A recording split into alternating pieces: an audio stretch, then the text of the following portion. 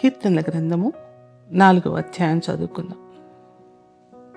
నా నీతికి ఆధారమగు దేవా, నేను మొరపెట్టినప్పుడు నాకు ఉత్తరమేము. ఇరుకులో నాకు విశాలత కలుగు చేసిన వాడువు నీవే. నన్ను కరుణించి నా ప్రార్థన అంగీకరించుము.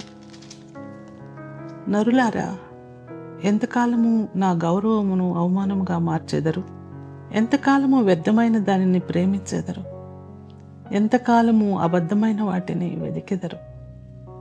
యెహోవా తన భక్తులను తనకు ఏర్పరచుకొనుచున్నాడని తెలుసుకొనుడి.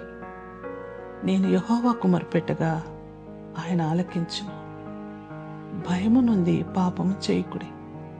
మీరు పడకల మీద నుండగా మీ హృదయములలో ధ్యానము చేసుకుని ఊరకుండుడి. నీతియుక్తమైన బలులు అర్పించొచ్చు యెహోవాను నమ్ముకొనుడి.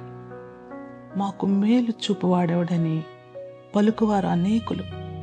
యెహోవా నీ సన్నిధి కాంతి మా మీద ప్రకాశింపచేయుము. వారు ధాన్య ద్రాక్షారసములు విస్తరించిన నాటి సంతోషము కంటే అధికమైన సంతోషము నీవు నా హృదయములో పుట్టించితివి.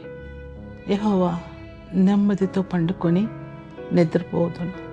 నేను ఒంటరిగా ఉండినను నీవే నన్ను సురక్షితముగా నివసింపచేయదు.